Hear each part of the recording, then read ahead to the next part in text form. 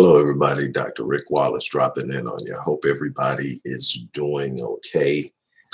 There may be a slight lag in the video. There's a lot of crazy stuff going on weather-wise and otherwise.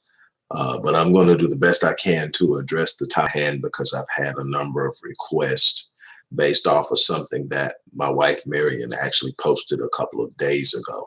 So I want to kind of bring some clarity or lucidity to the topic of group economics and what it means on a number of different levels and why it's immensely important to be a integral part of any type of agenda or strategy as it pertains to Black empowerment. Again, I want to thank everybody for all the love, light, prayers, and well wishes that you guys have sent me over the last few weeks with my scare.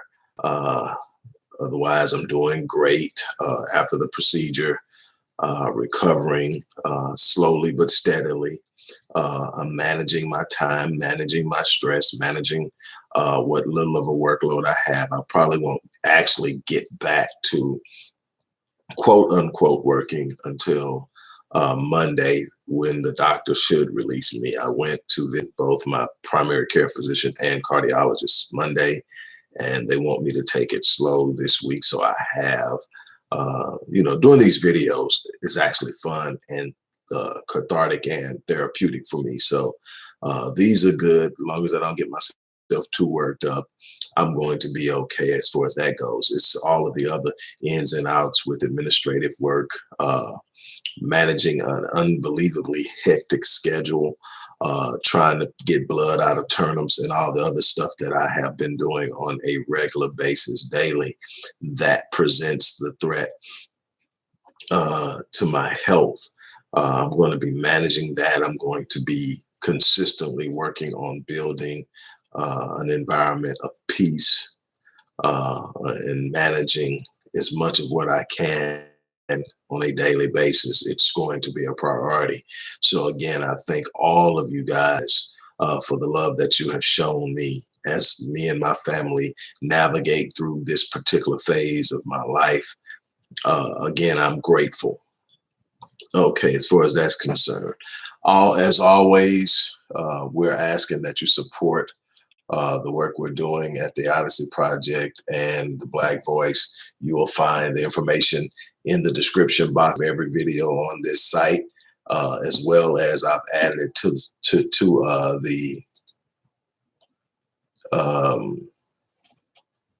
the chat.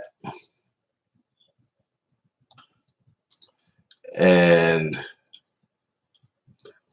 what I want to talk to you about today, I'm going to do this as succinctly as I possibly can, all things considered. Again, trying to manage time, and everything. But what I want to talk to you today is about the concept of group economics from a scientific perspective, things that can be measured, observed, and replicated, and a cultural phenomenon. In other words, how it is inculcated and intrinsically embedded in part of the social psyche of particular groups, and where we are as Black people and why it's such an issue with us. Group economics in its most simplistic form is, in one way or another, the practice of economic fluidity within the confines of a specific identified group. And that group can be identified racially, nationally, locally, through certain religions. It can be done in a number of different ways. When I am speaking about group economics, specifically here, it's going to be dynamically and specifically associated with race and ethnicity primarily. And I want to talk about it from that perspective. From a scientific perspective, group economics is an essential part of any makeup. And for the most part, when you observe other groups, primarily along the lines of race and point of natural of initial origin. So for instance, we're talking race, but we're also talking you know, those who may be here that are Asian, but are also from Korea, from Vietnam, from Cambodia, from China, from Japan, and so forth. There are going to be enclaves within enclaves as well. But the primary focus is to look at how groups come together to operate in a fluid, cohesive manner for the purpose of financial stability and economic empowerment. Um, so group economics is the practice of spending, investing, and managing one's economic position based on something larger than oneself. So in other words, for group economics to have true, effective, and consistent influence and power within a collective, the collective must think like a collective. In other words, individualism does not produce the right environment for group economics. And if you look at the way that we have been guided, directed, and influenced by way of media and propaganda, individualism plays a major role in how we as a people function.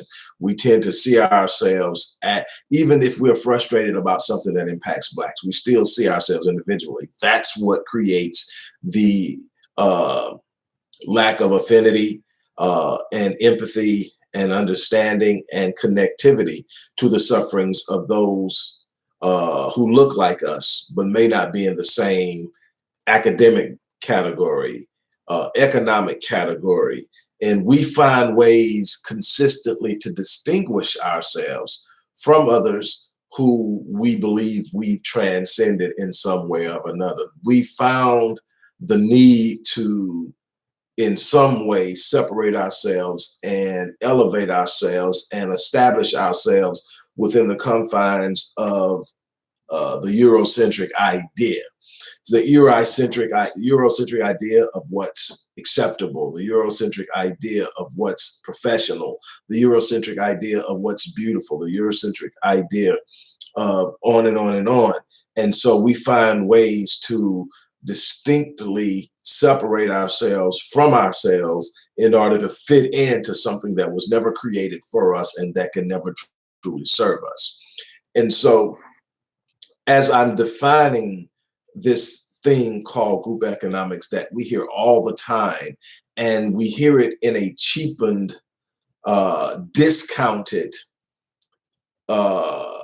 form of expression, that we truly don't understand the power of it and why it's so fluent and accepted and practiced among other groups. First and foremost, it's not just a science. The science of it is if you find a way to work within an enclave or a group, and you in that group circulate your resources, let's call it currency, so we're going to say dollars. You circulate your dollars within that enclave. In other words, doing several things: spending money with Black businesses, but also investing in Black businesses, building things that you need with money that you have.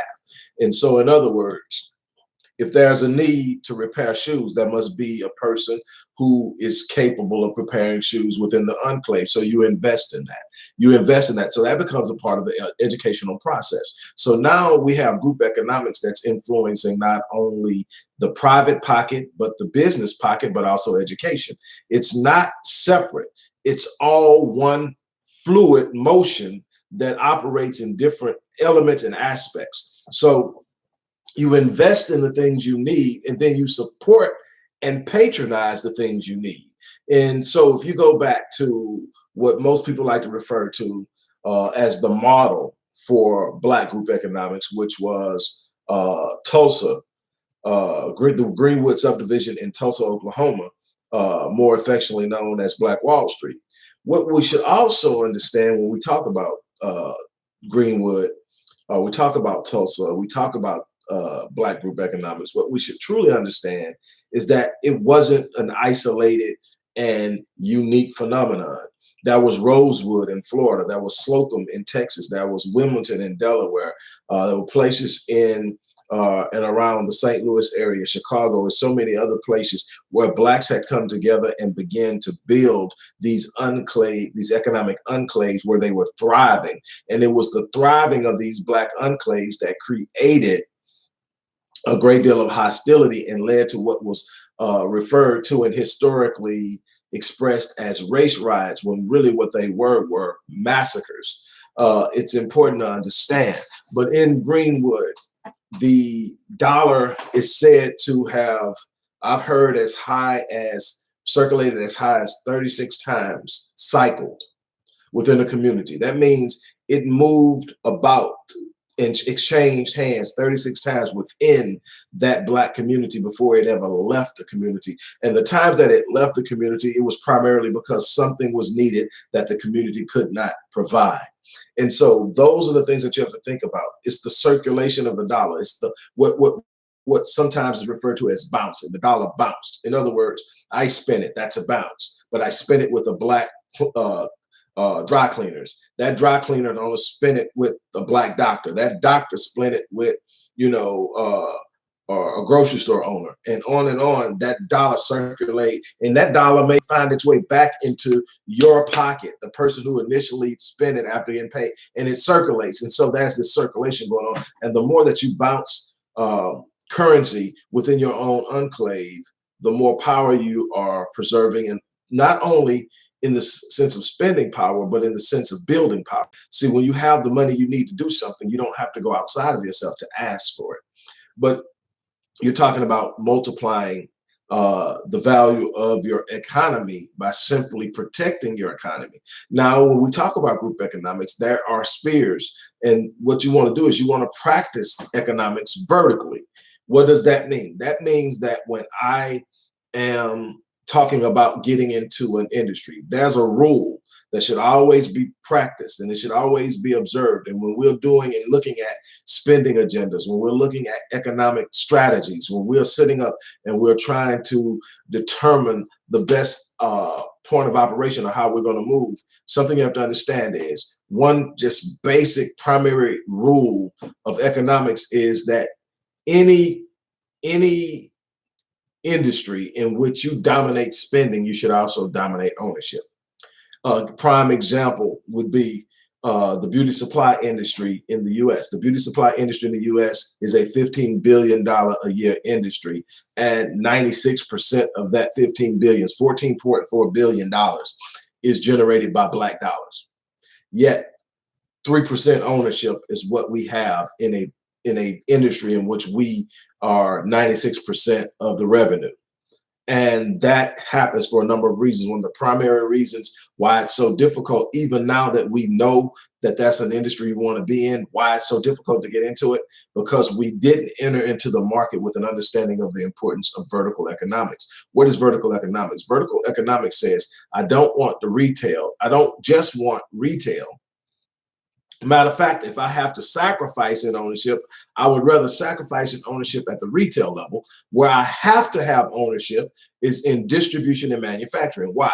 Because manufacturing and distribution is what controls the pricing. Why is that important? Because right now, Asians own the vast majority of manufacturing and distribution. So what they're able to do is give Asian retail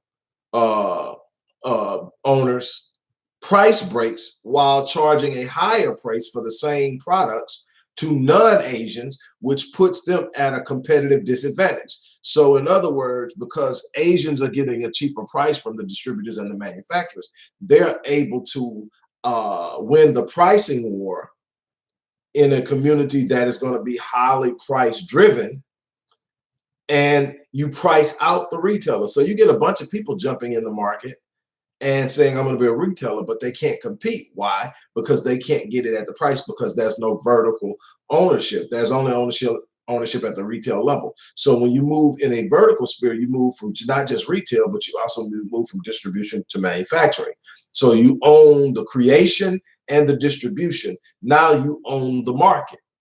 That is what has to happen across the board, but that does not happen on a regular basis. And when I talk about it as a cultural phenomenon, I've studied it with Asians, I've studied with Caucasians, I've studied with Jews, I've studied it with Latinos. And what I can tell you is that it is a cultural phenomenon in that it is naturally inculcated into the psyche of the people as a cultural reality and cultural responsibility. In other words, there is this natural understanding because the values, interests, and principles of these groups are taught within the home, both by mother and father in the home, of the responsibility to spend inside of the enclave, to support inside of the enclave, and to also practice community. And community is extremely important because, again, it provides another level of insulation when one is trying to establish economic empowerment.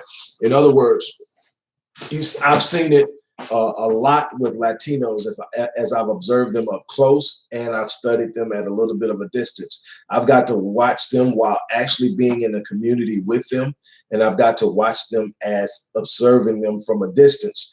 And what I can tell you is that they practice community, which is in addition to group economics on what we consider a scale where I'm just supporting business and I'm getting out and doing that. The community means that we come together as a unit and we operate as a unit within the community, within the family. Prime example, I have two real live examples I'm going to share with you. About 3 or 4 years ago, I was trying to teach this to my cousin, and it's amazing how things happen. In a neighbor that's still living in the hood and still trying to think on an individual level, can't get the idea, concept of group economics. So I tell him and explain to him what's going on, and I tell him how Latinos are doing it, how Asians do it, how Jews do it, how everybody does it. And it's different in certain areas, but it's the same mindset that we are one, and the one is more bigger than any individual.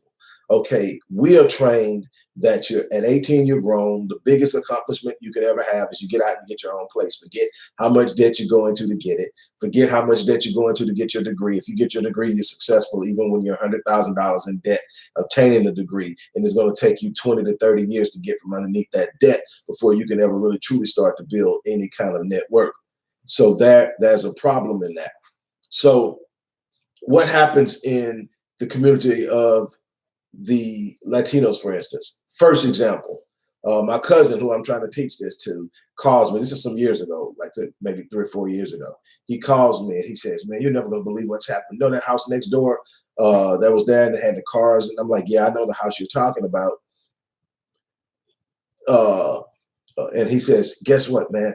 He says, a Mexican guy shows up at my door. He asked me who the car belongs to because there's a couple of old cars in the yard. He says they just bought the house and they're about to get to work on it and move in. And you know how messed up that house was, right? I'm like, "Yeah." He said they're about to get ready to move in. I'm like, "Move where? That house is a mess." And he says he wants to know whose car it is so they can come get it because he didn't buy the car. He wants the car gone. So I told him I didn't know where they were. They had been gone for a while.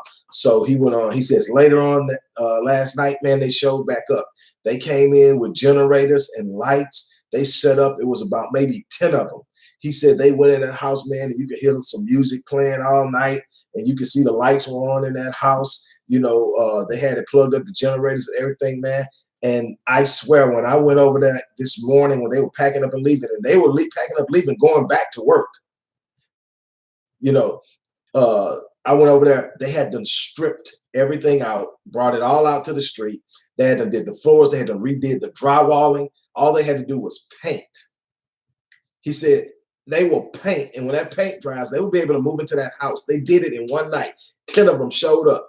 And so I asked him, you know, how they do it. He said, we all got together. We pitched in. We've all lived together, and we pitched in and saved our money. This is a house we bought for one family. We all come together as a group. Everybody knows how to do something. Some people know flooring and carpeting. Some are with drywall. Some are painters. All of this, we've got it all done. We're going to do it all ourselves. It's going to be done. And in a week, we'll be moved in and we'll start saving and doing and building for the next group. And we're going to come together and we're going to do it like that. That was the first example. Another example, my wife does real estate and she had a house she was selling for a guy.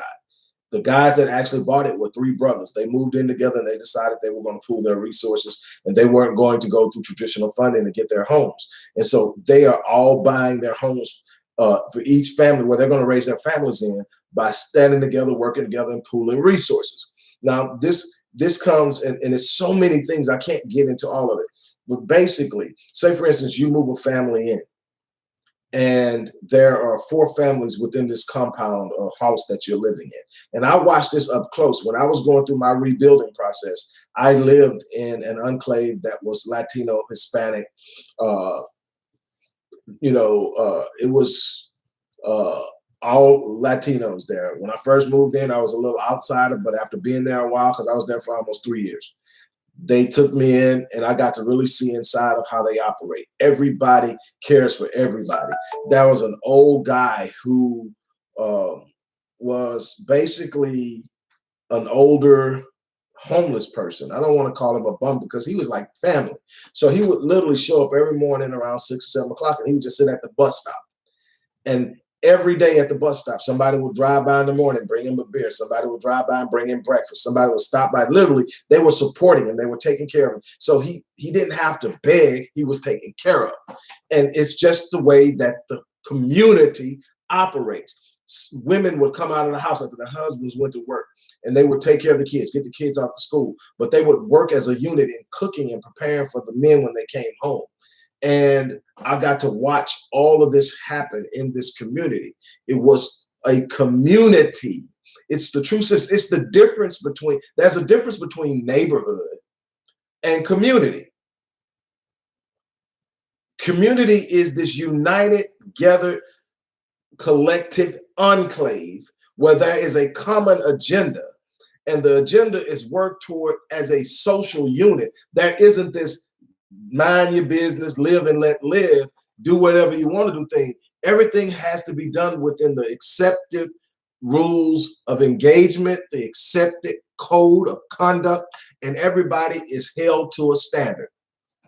But what we have to understand is it requires the indoctrination or inculcation of that type of idea and thinking. One of the problems we have is most of us are trying to grasp the knowledge of community and group economics after living an entire life of individualism, consumerism, a thing that says it's about me. As long as I'm good, I'm not really worried about anybody else. So how we've actually been turned on one another is that the talented 10th, the most functional part of our group, has been turned against those that they are literally designed to help. In other words, imagine the talented 10th, instead of saying, man, look at me, I made it, I'm better than you, saying, look at me, I made it, come let me show you how.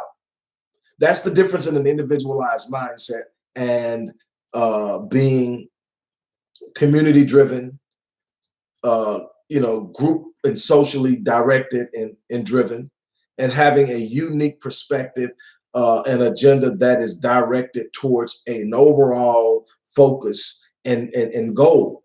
And see, that's what we don't have, and it's not taught.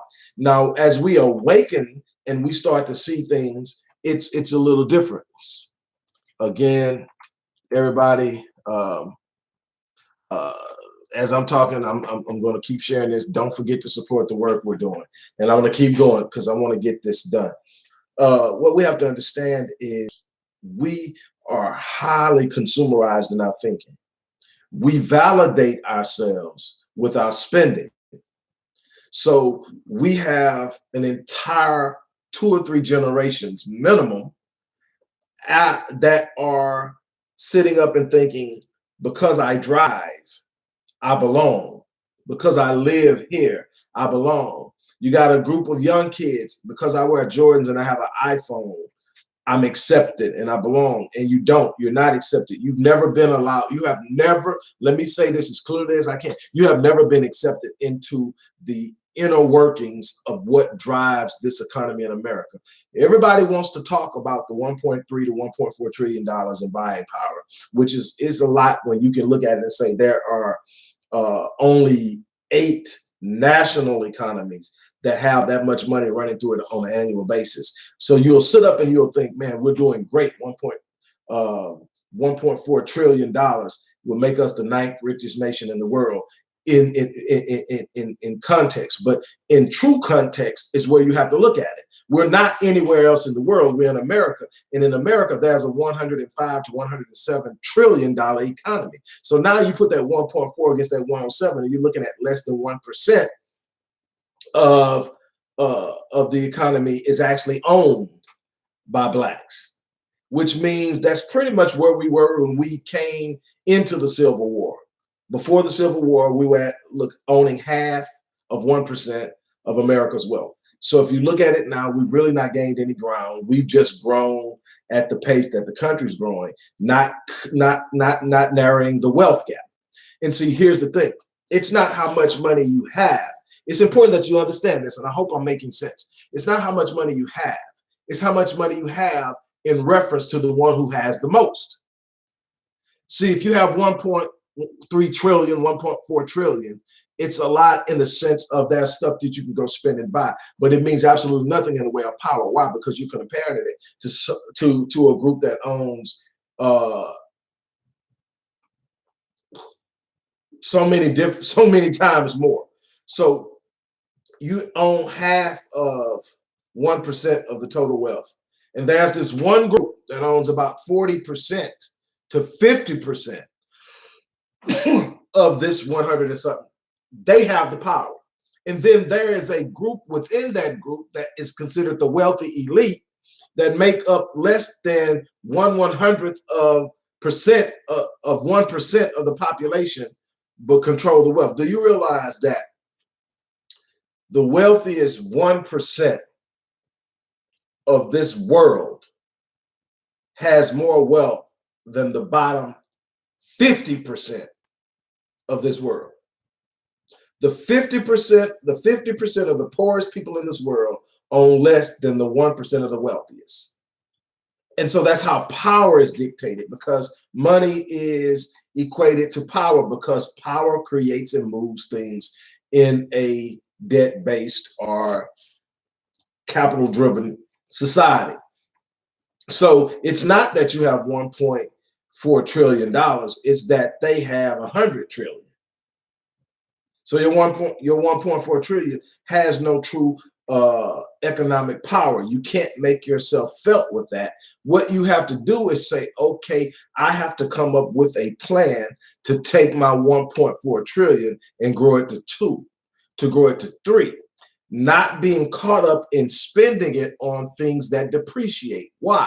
Because that's how they've been extracting our wealth and widening the gap, is by us spending money. See, money is spent one way or another. And the thing is, what investing is spending, consuming is spending.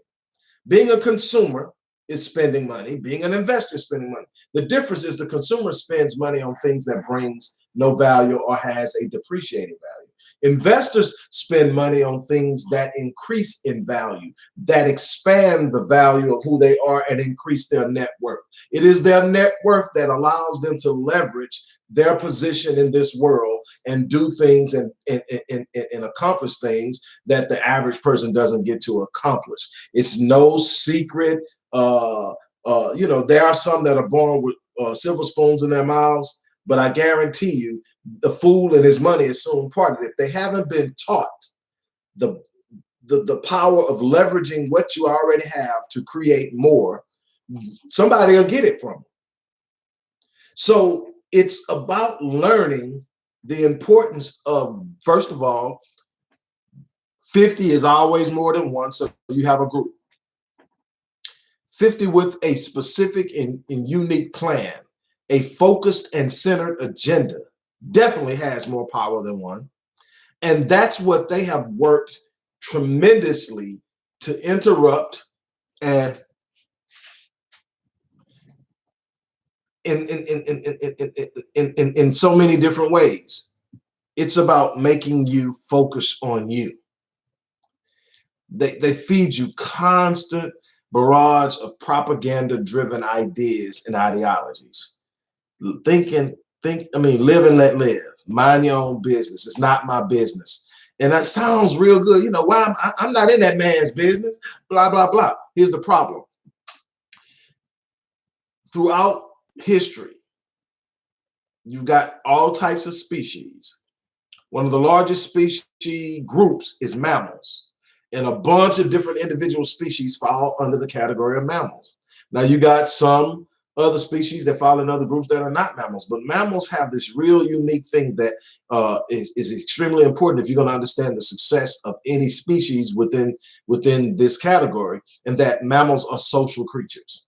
In other words, mammals operate in groups and enclaves to accomplish the best possible scenario for their existence. Lions, elephants, gorillas, and it goes on and on and on. Even in the ocean, the mammals, the whales, the dolphins operate in groups with specific focus and agenda. They always have a group and they operate within that group to accomplish a particular goal.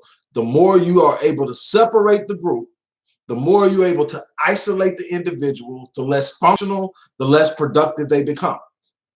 Sitting around and being isolated, no matter where you're at and where you start, will automatically trigger your decline. You weren't meant to operate alone. You were meant to work with others. That's why it's so important that you be able to build relationships as you aspire to grow higher. You need to have other people who buy into the vision. They need to see where you're going, because there are going to be some doors you can't open.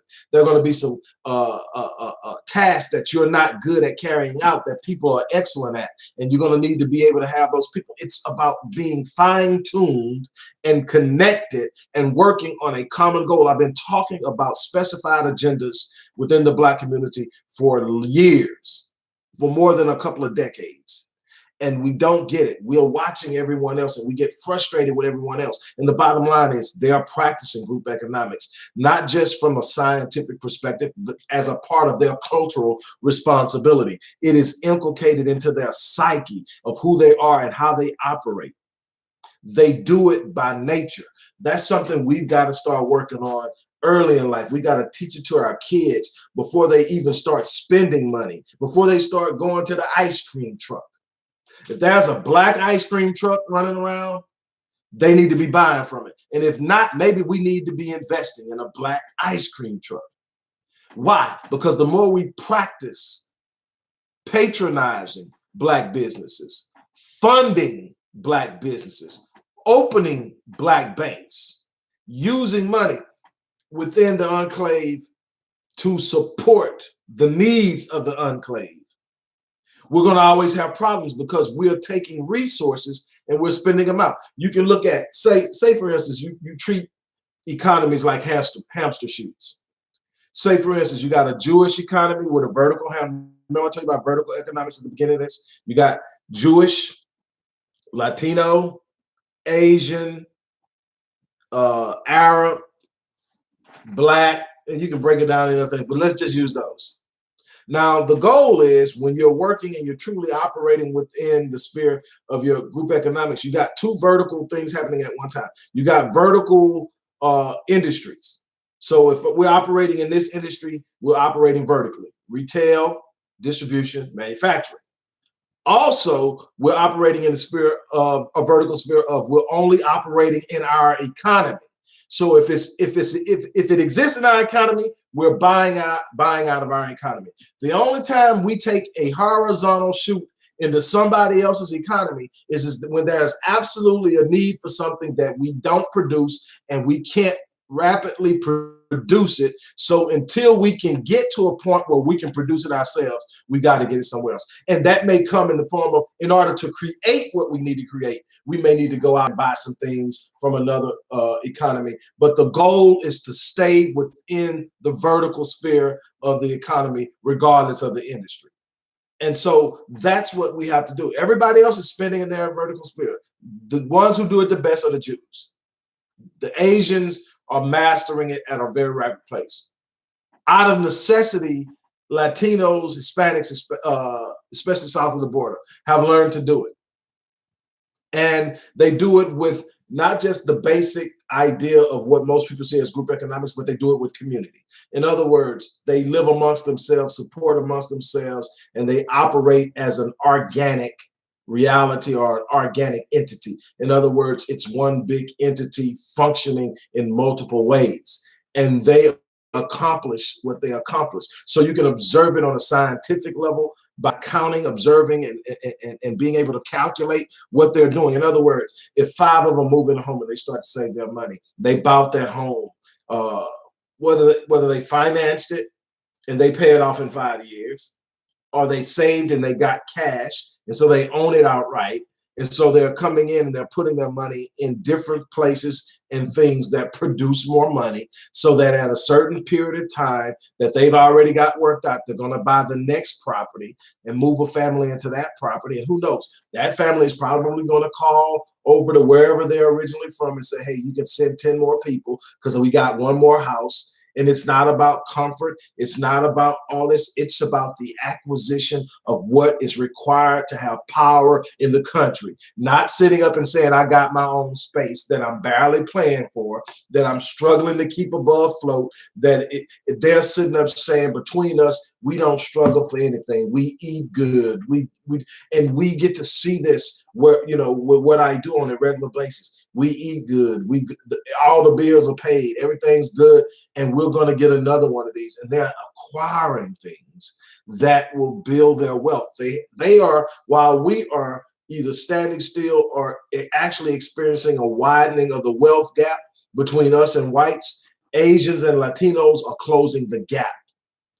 The median wealth for white households in America, somewhere between 133, depending on what study you look at, 133,000 to 144,000. Asians are almost at 100,000 now. They're closing the gap. They were at 90 4 years ago.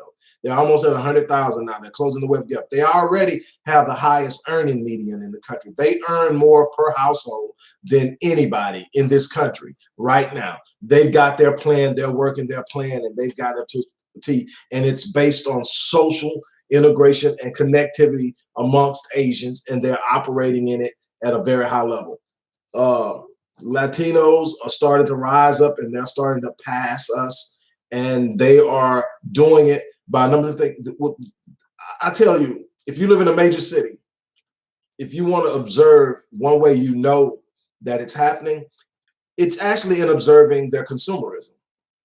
Now, I know I've been talking big about we need to reduce consumerism. We do, because we're spending way too much money in their economies. If we're going to buy, we need to be buying in our own economy. And since we don't have it, we should be using that money to build an economy, to build within industries so that we have our own ways to produce. And this particular issue that we're dealing with now with the COVID-19 coronavirus is going to present an opportunity for us to do that. A lot of us are going to find ourselves at home without work, and we're going to have to create new realities. We're going to reinvent ourselves. This is not a scary time. This should be an exciting time, because this is the time that, if you look at history, that the most millionaires were created in one time. The Great Depression created the most millionaires for over 100 years in the US until we had the dot-com era. And then that was big until we had the crash of 2007, 2008, 2006, 2008. And then we had a whole new group of people coming in the tech industry that had startups that became millionaires, just being self-starters. There's another one coming now. This coronavirus is going to create an entirely new global economy. Get ready for it. The way things have been defined in the past won't be defined like the same way. There's going to be this thing called protectionism. Protectionism is going to be something that you're going to have to really truly get an understanding of. What's going to be more important? Global fluidity, global economic fluidity, or safety? And there's going to be this battle going on. People are not going to trust a lot of things for a while because of what's happening now. It's going to have an impact on the economy. That's okay. You find your space and you have value. Every last person has a value. There's something you do that can provide a solution to a problem for someone else. Some of you are going to find solutions in teaching people how to do things online to make money. It's going to be all types of things that have to be learned and relearned and recreated. That's okay. But what you're going to have to understand is that things are changing, and you're going to have to find a way to fit yourself into it. So what am I getting at? What I'm getting at is we can't keep going the way we're going. They are closing the gap. They are closing the gap on whites, Latinos, and especially Asians are closing the gap. Everybody has this thing that they're doing in their own way to create power, while we are operating on the idea of pushing our kids out of the house at 18, not prepared. Think back to when you were 18. How prepared were you to take on the world as it is, and when? How many times you get knocked down, pick yourself up? How many times did it finally take you to get your bearing? If you had to go back and think about what you did academically and how much you've accrued in student loans, what would you have done differently? All of these things are things we now have hindsight of and we can understand. Here's the thing. You hear people talk about net worth all the time. Net worth at its most simplest is the subtraction of one's debt, financial liabilities, from their assets, financial assets, property owned, businesses owned, all of that stuff is a part of your worth, but you have to subtract your debt from it. Well, for a kid that comes out of college with a degree, but $60,000 to $100,000 in debt, has no net worth because they haven't produced more and acquired more than they owe. And now they live in a world where they're told that they're going to be judged by what they drive, what they wear, where they live. So what do? They get in more debt. They get car debt. They get credit card debt, dressing and doing all the things that look good and give the appearance. And then they get in debt buying a home. And then they are told erroneously that their home is their greatest asset. No, your home is your greatest liability.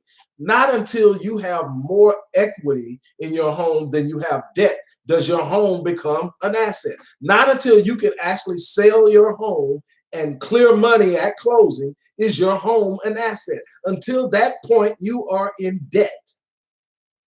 There are actually people who are looking now, don't get me wrong. For the average person, the acquisition of a home, once you become the owner of the home, it builds wealth. But it works a little differently for Black people. If you study, you got to think and you got to strategize based off of facts, not loose anecdotes. Check this out. There is a number of studies out there that show that the same home with all the same specs, identical, owned by a Black person, has about 15% less value than if it was owned by a white person. Just being Black takes down the advantage of owning a home.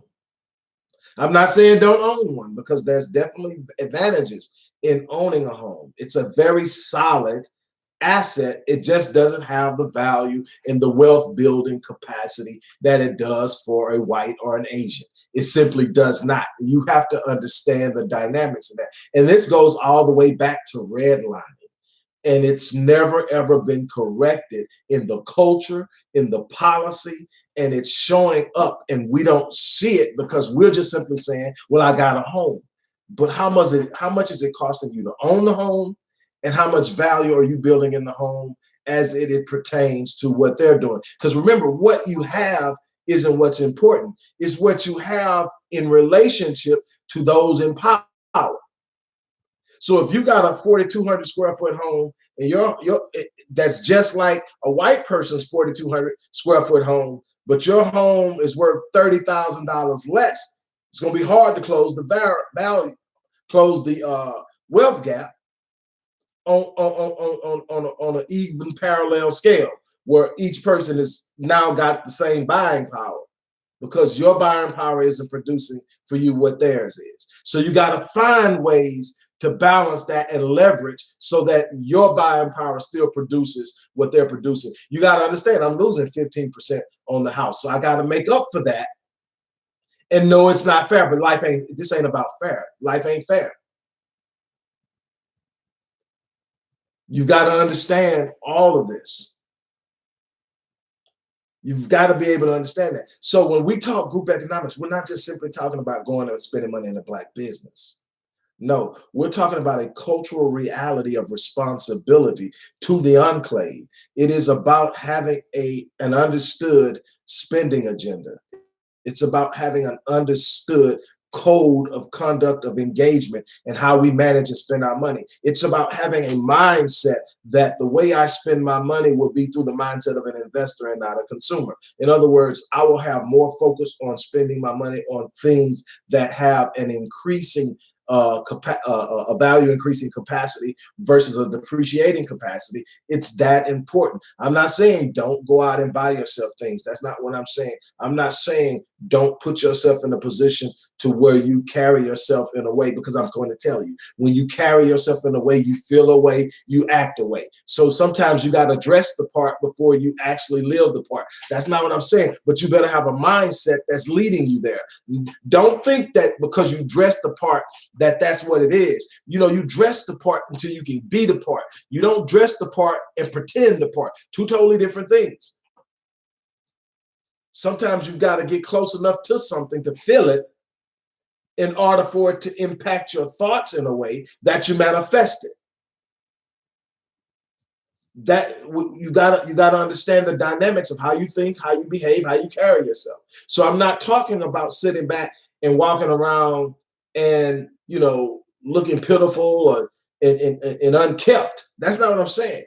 Dress the part, but have an idea of why you're dressing the part. Dress the part to become the part. Don't dress the part because it makes you fit in.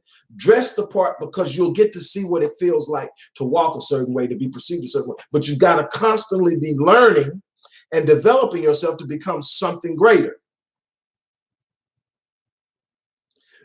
Until we start teaching the entire concept and idea from a strategy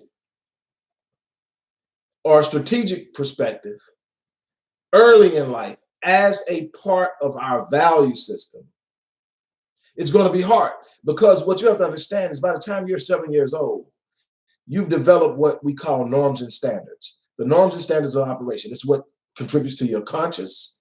And I don't mean conscious as in consciousness. I mean your conscious as in right and wrong, what's acceptable, what's not.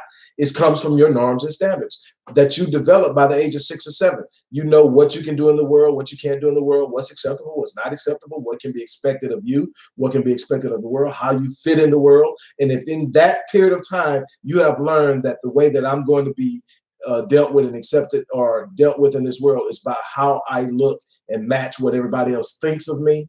So I got to look the Euro part. I got to talk the Euro part. I got to dress the Euro part. I got to do my hair the Euro way in order to be accepted. It's going to be real hard later on when you're 18, 20, and 30 years old just for someone to come along and tell you, no, what you need to be doing is taking pride in who you are. You need to be spending your money based off of your identity and what you connect to, because you're never going to buy your way into their world.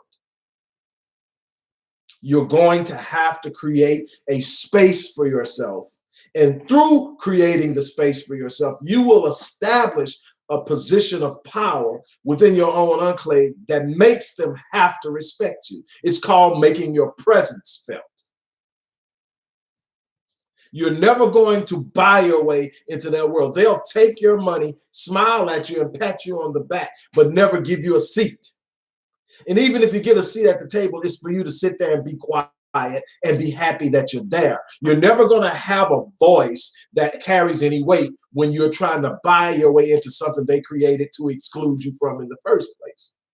You're going to have to create your own, be satisfied with who you are, be in love with who you are, be in love with the capacity you have that's so unique that they actually want it. Have you ever noticed that all the things that they deride you for, they try to emulate? I know I'm a little bit off the whole economic thing, but think about it for a while. Everything that they deride you for, they want to emulate. All the way back to they had us feeling that twerking was ratchet and it was horrible and it was terrible. And then they opened up twerking studios. Now they're making millions of dollars off of something that's actually cultural, can be traced back to Africa. It has absolutely nothing to do with sex. Did we kind of freak it out and turn it upside down? Yeah, but that's beside the point. They had us ashamed of it, deriding anybody who did it, and they were just waiting on us to dump it. And then what they do, they picked it up, cleaned it up, dusted it off, and opened up studios. I done heard of Black women being fired by white twerk studio owners because of teaching techniques, something that we do naturally. We are naturally a rhythmic people. Why? Because we are more close to the origins of the world, and the origins of the world are what? Energetic, pattern-driven, and rhythmic. That's why you find the average Black child born with rhythm. It's a part of their melanin makeup. It doesn't mean that there aren't white babies born with rhythm, doesn't mean every Black baby is born with it, but as a natural rule, it's natural. The flow is different. Even when you teach a white person dance moves and you get them on rhythm, watch the body movements. One is created, one is natural. You can see it. It's clear. It's natural. That's because it's us and they want it. They're emulating our lips. They're emulating everything they make us hate about ourselves. And yet we're trying to emulate them. We have gotten to a sad point in our reality when we are emulating those who are emulating us. This is where we're going to have to make up our minds that we're going to start to practice good principles, good practical approach to just simply live life at its height. Scientific methods of military science, nutritional science, sexual science, relational science, economics, and the like. You have to have a clear understanding of how things work in order to be effective in maneuvering through this life. You can't keep acting off of your emotions. On that notion, I'm going to get ready to get off of here. I've gone almost 52 and a half minutes. It'll probably be close to 53 by the time I get off of here, a little more. Again, I want to thank you. One last time, I'm going to ask for your help and support. I just, for the last time, put it out there in the thread. Show your support and love for the work that we're doing at the Odyssey Project. I want to thank everybody for dropping in. Whatever you do, share this with others. I'm going to consistently thank you, Yoruba. Thanks so much. It feels good to be back. I'm still on the mend, but I am so much better than I was when I was sitting there having those heart attacks, man. I'm going to, like I say, as I'm able, I'm going to consistently get back to you guys, and I'm going to be bringing some stuff to you to try to share with you, to try to prepare you, to try to get everyone in the right mindset. We've got to take control. This is going to be a very key and pivotal time in the history of this country, in the history of the Black struggle in the United States. As we go through this, this is a time that we can really make a move if we are aware of how things work. We tend to be fearful because I made a statement the other day and it kind of blew people's minds. I said, for a people who constantly whine and complain about an oppressive system, it totally blows my mind how fearful and frenetic we become when that system begins to disintegrate or fall apart or is disrupted. This is what you've always wanted. It just doesn't look how you want to. They have made you feel comfortable in your oppression so much that when you see the system falling apart, you become afraid. That's what you want. You want the system to be shaken, because in the system being shaken, there are going to be cracks and orifices that weren't there before, cracks and orifices that you can move into and move through and create your own spaces and completely change the fabric and the makeup of what's going on here. Establish yourselves in places that you cannot be removed from. That is what we have been talking about. It's not going to be easy. It's not going to look good because it's not what you're used to. We ain't talking about familiar right now. We're talking about winning. So on that note, I'm going to get ready to get out of here. You guys, thanks for the time. Once again, thanks for all the prayers, the well wishes, the love, the light, the positive spiritual energy. I've just been consuming it, and I am so grateful for it. Once again, thank you, thank you, thank you.